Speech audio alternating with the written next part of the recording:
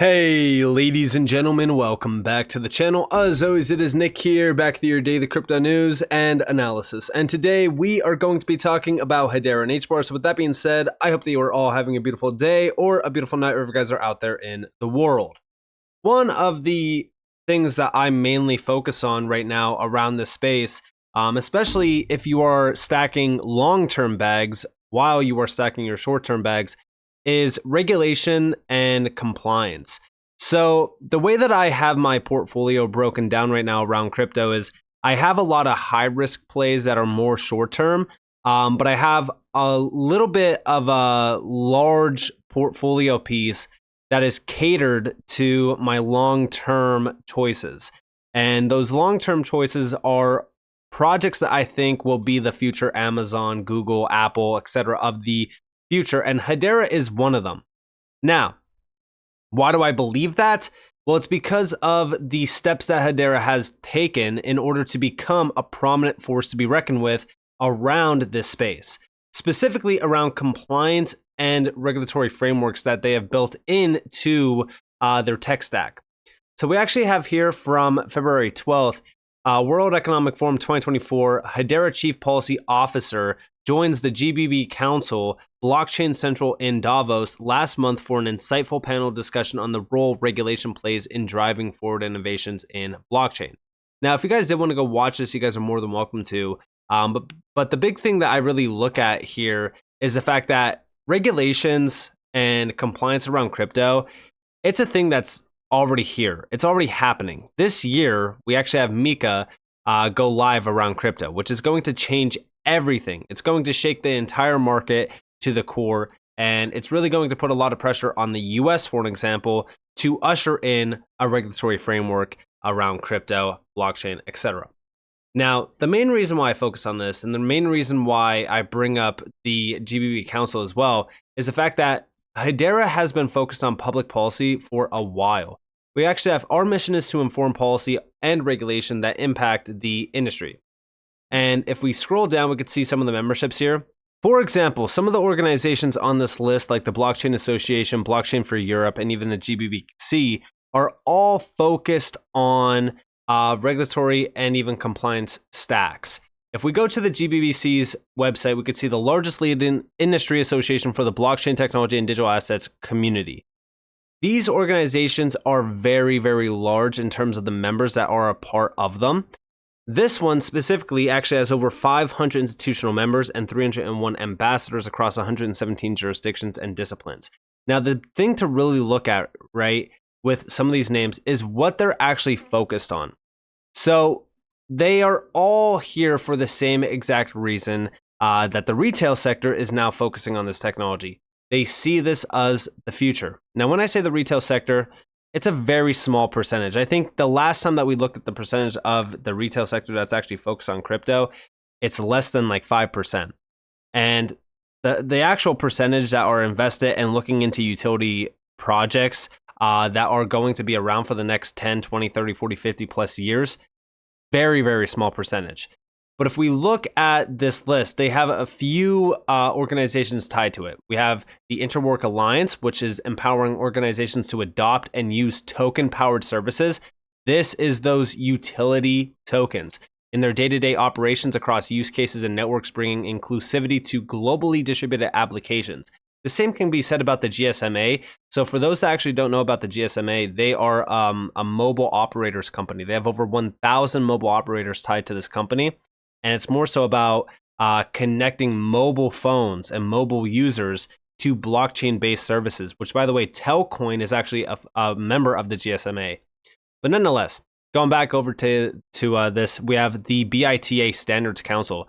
So this is their global transportation and commerce initiative, consisting of global companies with a shared vision to leverage blockchain to define and grow open source supply chain standards. Then we have the US Blockchain Coalition. So this is an initiative that is highlighting and cataloging the use cases regarding blockchain-based services, providing education to policymakers, and even building relationships with regulators and proactively partnerships to meaningfully grow the blockchain sector across the US. Then we also have giving. Again, this is dedicated to galvanizing support amongst the blockchain and digital asset community to empower underserved communities globally to mitigate the widening digital divide and democratize access to opportunity, more so inclusivity around blockchain-based services. And then last but not least, we have these two, which is International Journal of Blockchain Law, and then also the GBBC Financial Services. So first and foremost, the IJBL. This is an open access online journal written and edited by lawyers that is designed to help business and non-legal communities better understand the world of blockchain and digital assets.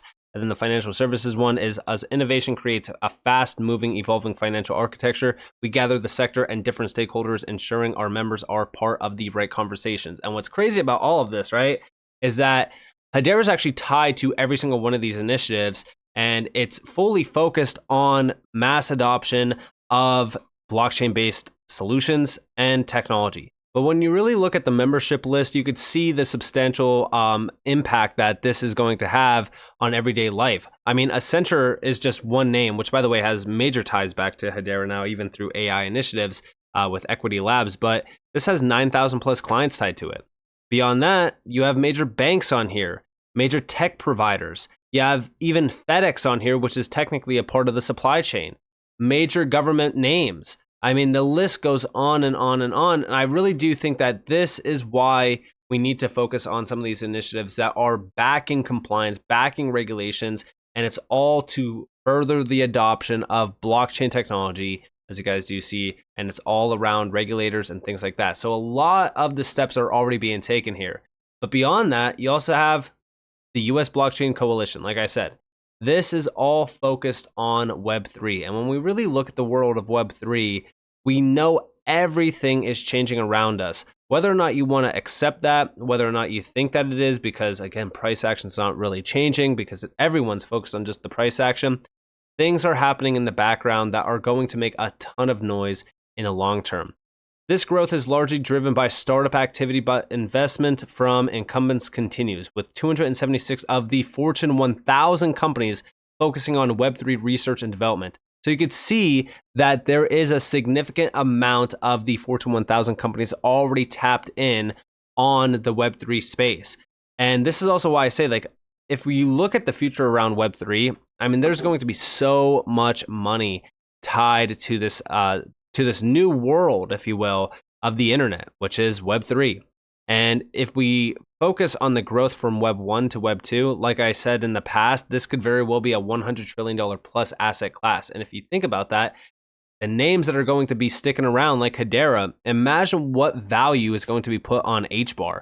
Imagine how crazy this entire space will look at that time as well, because it's all going to be focused on utility, on what is actually providing value.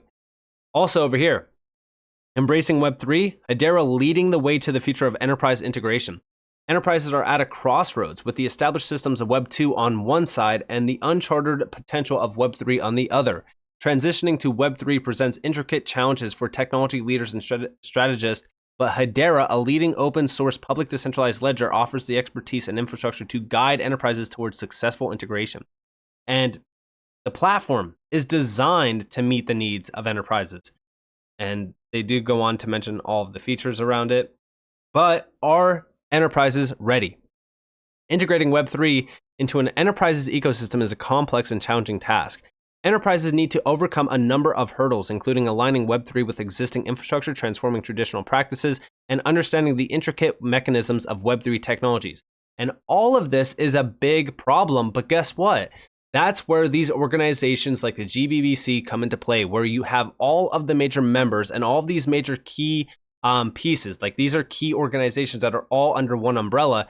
They're all coming together and aligning everything so that this could actually happen. So all these hurdles can be addressed and fixed. This is why we're going to start to see a big inflow from the enterprise grade sector to really kind of tap in to some of these disruptive and incredible efficient technologies like Hedera and what they have to offer. That's why when we look at the world of enterprises, it's really ripe for disruption. A transformation is underway, and Hedera is really at the forefront of it. We even have down here, businesses are slowly boarding the Web3 bandwagon, but the journey is not without its hurdles. the entire business ecosystem needs to be re-evaluated to identify areas ripe for Web3-driven transformation. From supply chain management to customer engagement, businesses need to embrace digital asset strategies and establish trust-based systems if they want to harness the full potential of Web3. And that's really where Hedera comes into play. Trust, security, I mean, all of it, it's there around Hedera. We know that because of all of the players like Atma, for an example, that are already utilizing Hedera. These are, like, when you really want to have confirmation, 100% proof that Hedera is the right name for you as an enterprise grade application, enterprise grade player, you're going to look at the experience that Hedera has. Who are the enterprises behind Hedera? What are they doing with Hedera? And if you go and actually look at the ecosystem, for an example, here we have an open source public network governed by leading organizations around the world.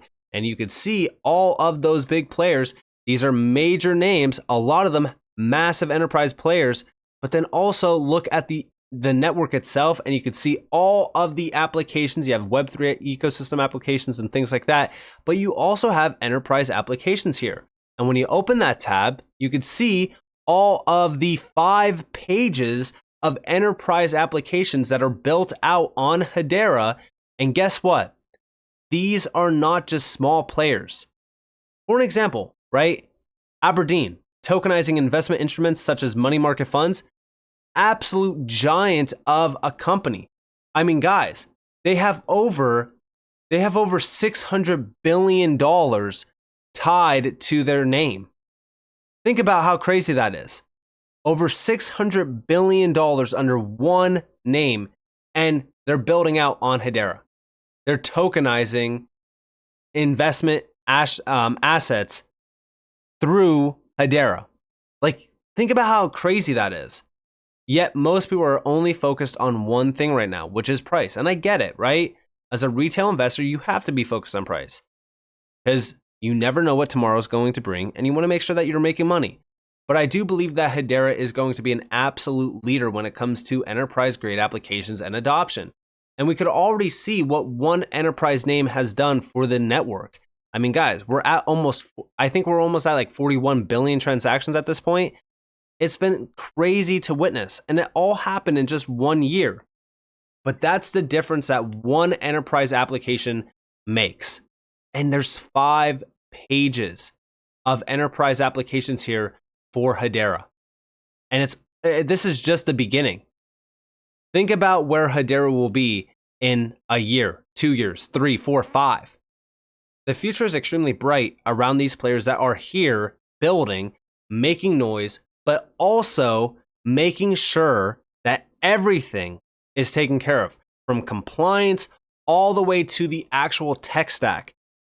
Everything around Hedera is focused on becoming that 100-year-old company that's going to be around for the next 100 years, servicing the enterprise-grade sector. And remember, names like ServiceNow that are utilizing Hedera, there's over, I think, 85% of the Fortune 500s tapped in with ServiceNow. Think about how crazy that is. And they're integrating the Now platform with Hedera. And that's all based around trust and accountability within the digital transformation that's going to reduce costs and even improve productivity. So when we really look at Hedera, guys, the world is starting to run on Hedera. Slowly but surely, and then all at once, we're going to start to see a lot of big players tapped in with Hedera, which we already do technically, right? If you look at some of these big names, IBM, Google, Hitachi, LG, I mean, the list goes on. It's just the start, and it's going to be very, very exciting to watch everything blossom out on Hedera and really see Hedera become a prominent force to be reckoned with around this space. So with that being said, I hope that you guys enjoyed this video. If you guys did, definitely leave a like, subscribe, turn notifications on for more free content. You guys are more than welcome to follow me on Twitter and join the free Discord in the description below. And with that being said, guys, it's been Nick. Thanks for watching. Peace out.